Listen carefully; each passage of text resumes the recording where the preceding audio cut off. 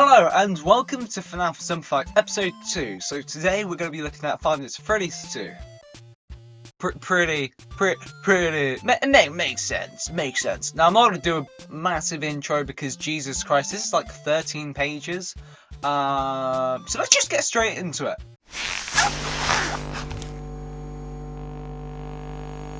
So if you remember, we finished our week at the FNAF 1 location, Freddy Fazbear's Pizza, getting fined as Mike Smith on our 7th and final night for general unprofessionalism, tampering with animatronics, and odour. Remember that. So for FNAF 2, we open our Help Wanted ad for the grand reopening of Freddy Fazbear's Pizza, the quote-unquote vintage pizzeria. Apparently, Fazbear Entertainment are self-aware, because they say verbatim, what could go wrong? Fazbear, if you have to ask, what could go wrong? The answer is probably a lot. A lot of things could go wrong. You have giant murder bots with sensitive feelings. So who's in this new and improved Freddy Fazbear's Pizza? Well, Freddy, Bonnie, Chica, and Foxy. Dos. Oh, and Billy Gunn and Freddy. Well, okay. One set of the toy animatronics, and the others are the withered animatronics. And technically, one of the Foxies are called the Mangle, and there are some extra guys running, or I guess floating around. As well as the toy and withered animatronics, you also have Balloon Boy, the criminal thief, and the punching bag of pretty much everyone he comes into contact with. The marionette, also known as the puppet, who's pacified by the music box only. Endo 2 exists. Shadow Freddy and RWQFSFASXC, Shadow Bonnie for short, both of whom crash the game if you stare at them. And JJ, who just hides under the desk, and that's about it. Did I remember everyone? I meant main game characters. We begin the night, as with the previous game, with a phone call. What's this? Phone guy? But he's dead! He got jumped and stuffed! Ralph welcomes us to our new summer job at the new and improved Freddy Fazbear's Pizza, and asks that we forget about a previous location that was left to rot for a while. What Freddy's location do we know of that was left to rot for a while? Okay, I think this is probably a good time to talk about the timeline, because this one line sent me down a whole spiraling rabbit hole, because with the exception of Phone Guy's seeming revival, there seems to be no definitive proof that Five Nights 2 takes place before Five Nights 1. Let me explain. Unlike the original game, Five Nights at Freddy's 2 gives us a full date on the paycheck, November 12th, 1987, the year in which Phone Guy told us a bite happened back in the FNAF 1 phone calls. And whilst yes, this does imply that Five Nights 2 is a prequel, there's a whole 10 months in 1987 you can squeeze in an itty-bitty frontal lobe removing bite. Now I won't bore you with reasons FNAF 2 could possibly be a sequel, because honestly, I believe it's a prequel. Why? Well, apart from the usual stuff like the paycheck math solution matching the given year for this game, and the bite of 87 hints, I remember this is FNAF.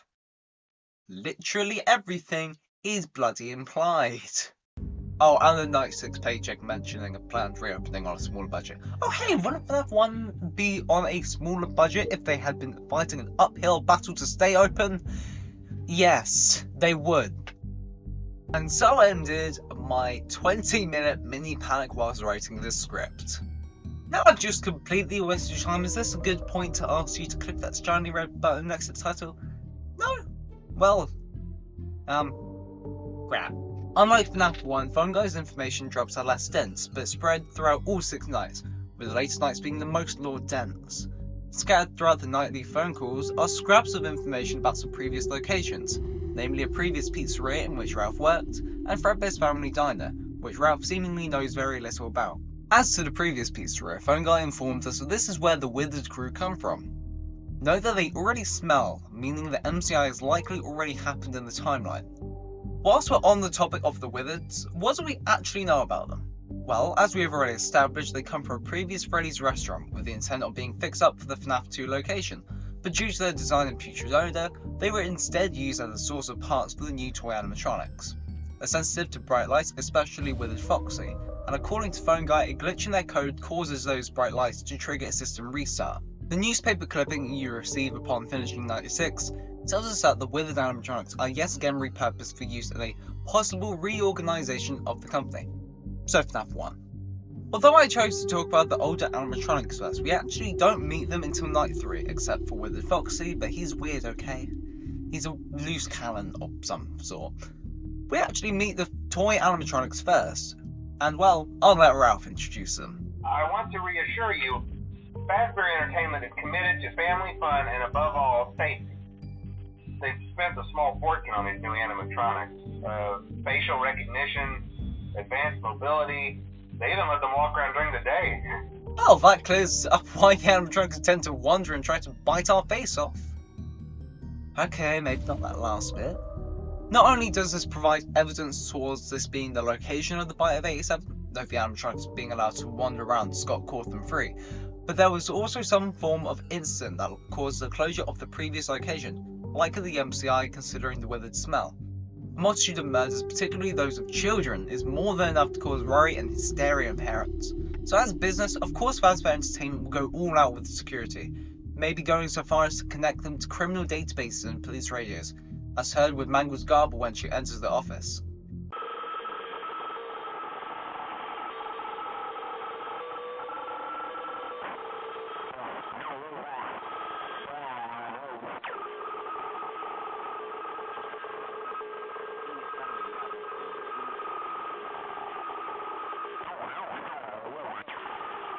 I'm not sure who exactly decoded his voice first, but people have managed to decipher that Mangle's garbling and static seem to be a police radio in some way, whether that's Mangle trying to contact the police themselves, Mangle accidentally tuning in to a live police radio, the previous recording, or insert alternative idea. Technically, we don't actually know what Mangle's official name is as of FNAF 2, but as I used the week before to give Phone Guy his actual name back in the last part, I'm going to use FNAF World, the most underrated game of the franchise, and a Funko action figure, the most reliable source of information that as everyone knows, to give Mangle his show name, Funtime Foxy. No, not Toy Foxy, that would make way too much sense. How dare you try to be consistent in your naming of things. Funtime Foxy actually has a really raw deal on Five Nights 2, as they were built as a redesigned version of Foxy to keep younger children entertained. But as Phone Guy says, children just can't keep their hands to themselves these days. This is still true in the 2020s. Apparently children in 1987 were superhuman though, because they took apart Funtime Foxy with just no tools whatsoever. The employees ended up getting bored of repairing him, so they just discarded her as a take apart and put back together attraction, now referring to them as the Mangle. Okay, now that we all know the animatronics, let's take a look at the death minigames. In FNAF 2, there are 4 minigames that you have a small chance of getting after dying on the job. How unprofessional. Take cake to the children, Foxy go go go, give gifts, give lives, and save them. In Take Cake to the Children, you play as an orange bear taking cake to 6 children, whilst the 7th cries outside of the building. A voice chants S-A-V-E-H-I-M over and over in the background. A purple car rolls up and a purplish pink guy steps out and approaches the crying child. The child's tears grow bigger and faster until the child turns grey and stops moving. The pink man drives away, leaving the corpse at the door, before the marionette jump scares us. Obviously, we can't expect any of the designs in this minigame to be 100% accurate to their HD counterparts, since they're, well, 8-bit minigames. So taking every pixel literally would be insane, but there are significant details that we can use. For example, the 2 buttons on Cake Bear's torso. Perhaps this is to represent an unwithered Freddy, or perhaps it's that Fredbear guy that Ralph mentioned in his phone call that one time. Even without extra context from later games and guides, it's clear that we are being presented a representation of the puppet's death. Note the puppet jump scaring us straight after we witnessed the death of the crying child, telling us he has a connection to this event. Seeing as the puppet looked nothing like a bear, and the only other relevant sprites here being the killer and killed, that would be an epic name for a TV show. So unless Pink Guy somehow died and possessed the marionette is likely possessed by the crying child. But before we do jump to conclusions, let's first go through the next minigame on our list, Foxy Go Go Go. This time with Foxy standing in Pirate's Cove, we're told to get ready and then to go go go. We run out to a second room where 5 children await us, they cheer and the screen is showered in confetti. Again, we stand in Pirate's Cove. Again, we're told to get ready and then to go go go. Again, we run out to a second room where 5 children await us, and again, they cheer and the screen is showered in confetti. For the third time, we stand in Pirate's Cove, but this time, Pink Guy stands by, watching, smiling sadistically. For the third time, we run out to a second room where 5 children await us, but this time, there is no confetti, no cheers, no life. Before we can even comprehend the gravity of what has happened, we're met by a jump scare, courtesy of Withered Foxy. This is presumably the missing children's incident, which resulted in the possession of the Withers and the Classics. And since the killer from Take Cake is here, it's safe to assume that he had a hand in the MCI, and according to the FNAF 1 newspapers, he would have been later arrested. Next up is Give Gifts, Give Life, a simple game where you as a puppet give gifts to 4 dead children. Once each has a gift, you'll proceed to give them each a different animatronic head, Chica, Freddy, Foxy, and Bonnie. Once all 4 children have received a gift and a mask, a 5th child will briefly appear as Golden Freddy attacks, ending the minigame. Interestingly, this is the only game in which you get a score, receiving 100 points for every gift and head you give, leaving you with 800 points before Golden Freddy's jump scare, during which your score is jumbled and randomized. This seems to be the aftermath of the MCI, with the victims being stuffed inside the animatronics. And whilst it does seem to be the puppets stuffing the children into the suits, I do want to remind people that in every continuity without the puppet, the MCI are always stuffed inside the animatronic by Purple Guy. Even though the FNAF movie and the books are not 1,000,000% confirmed by Scott Cawthon tied together into the games as one big canon universe continuity, that does not mean that we should ignore trends like this. Am I saying the killer definitely stuffed the children into the suits? Not yet. I believe that, and I feel pretty safe saying that, but it's okay to believe the puppets stuffed them too. I'm just pointing this out as a lot of people in the community do get confused on this as they see gifts as a very literal minigame. My personal belief, and one that I think is quite common in the community, is that the puppet guided their souls into the animatronics, and that gifts give life is a very symbolic minigame, but that's something to talk about when I eventually tackle the books. What have I gotten myself into? Last but not least is Save Them. As Freddy, you follow the puppet around the pizzeria until the minigame ends either from Purple Guy killing you, touching a dead child, or touching Mangle. This minigame is very chance-based, with a 1 in 3 chance every 30 seconds for the minigame to end in abrupt red static, a 1 in 25 chance for Golden Freddy to spawn when entering a room, and a 1 in 100 chance for Purple Guy to spawn when entering a room on the right. Very specific, I know.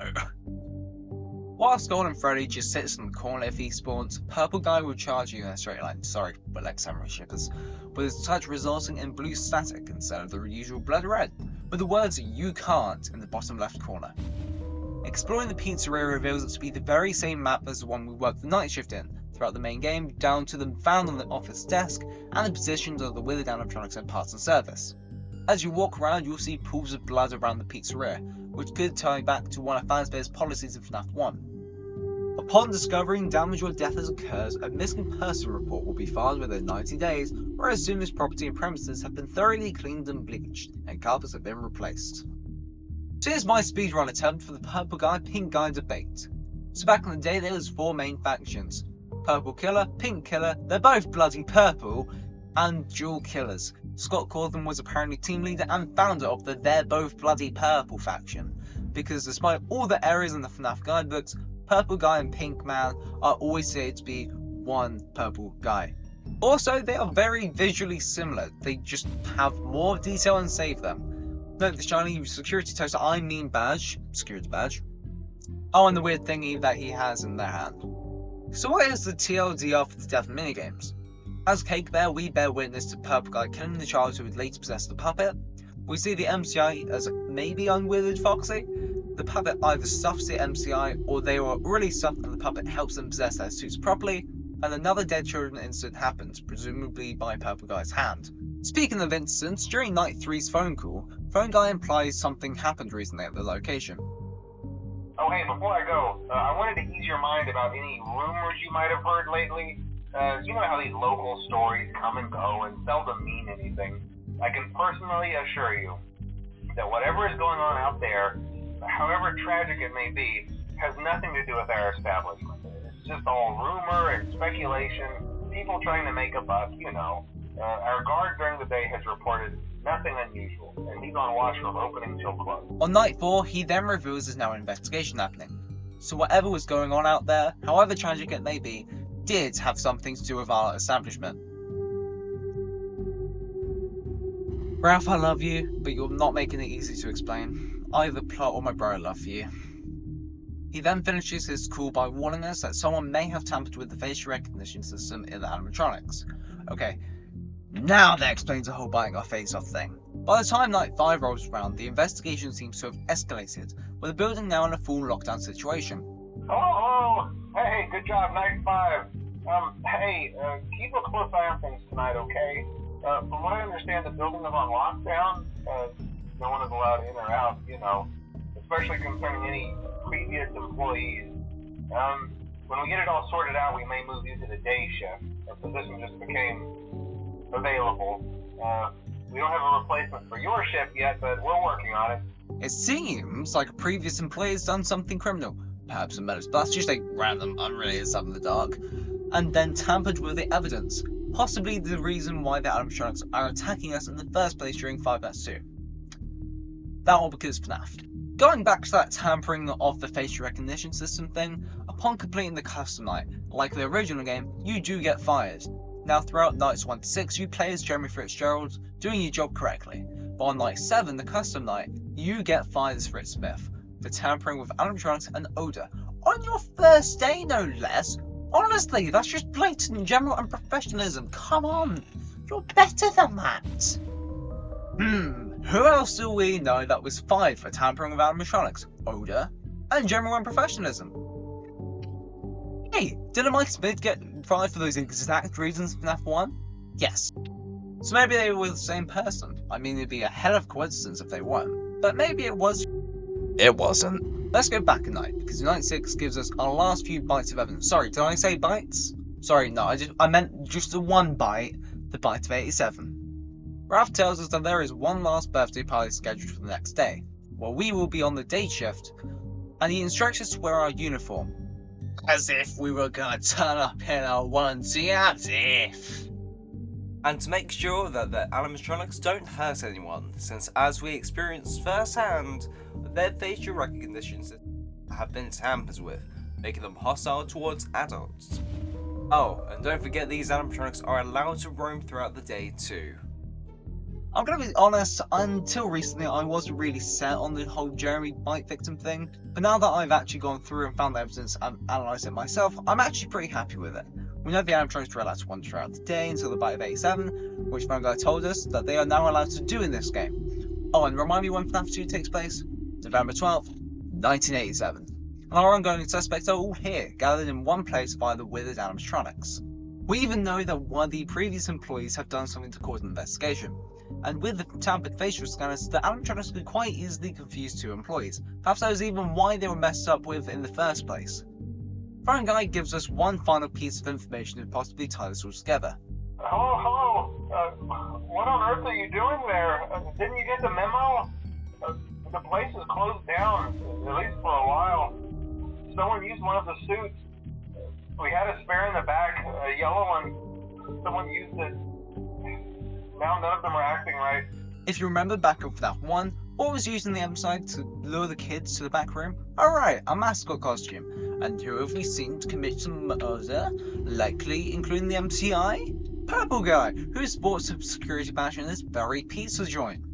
The only question that remains is what yellow suit could he have worn? Now I could go on the whole wild goose chase and come to the conclusion of Golden Freddy, but we all know the answer. It was the one animatronic that wasn't even here unless you want to count a shadow version. Let's get into our timeline, working from what we began last episode. Late one night outside of Freddy's restaurant, a child is accidentally locked outside. Forgotten. Abandoned.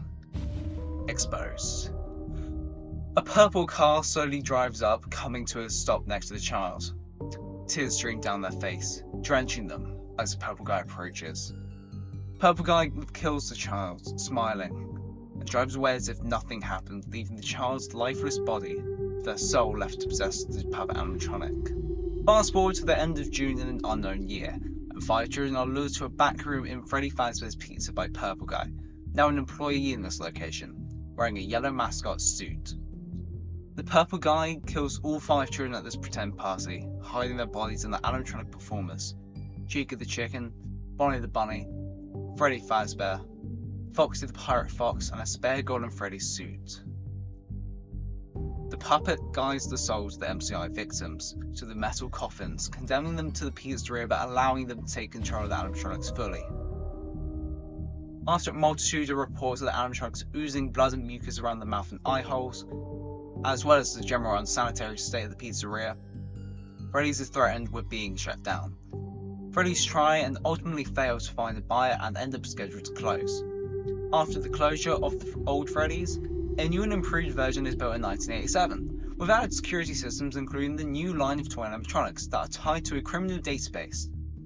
The old animatronics from the original location, ones intended to be fixed up for this location but deemed too ugly partway through their repair, are stripped for parts and shoved into a back room. Purple Guy takes up a job as the new security guard in the new Freddy's, killing another 5 children in the process.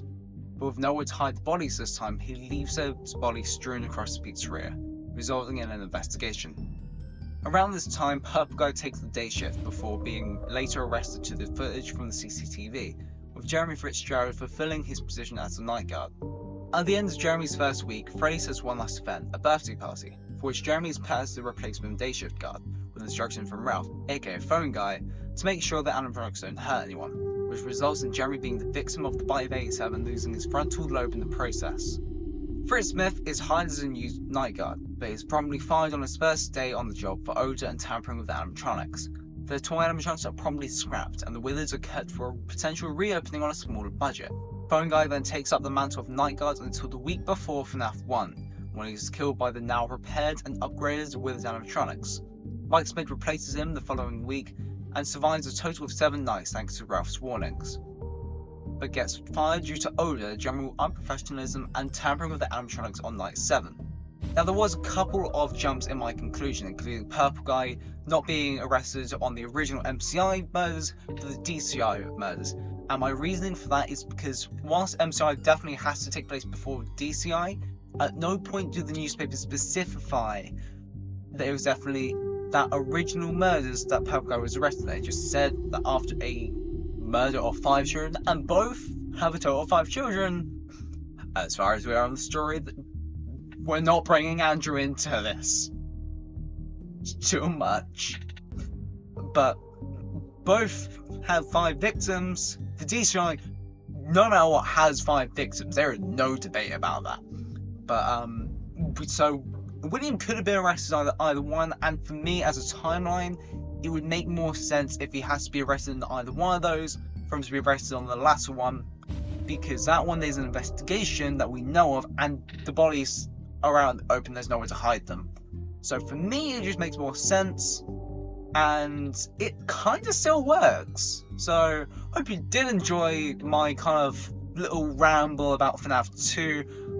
This was meant to be simplified, but again, it's FNAF, so it's still pretty long. If you did enjoy, please like and subscribe, and I'll see you in the next video. Goodbye for now.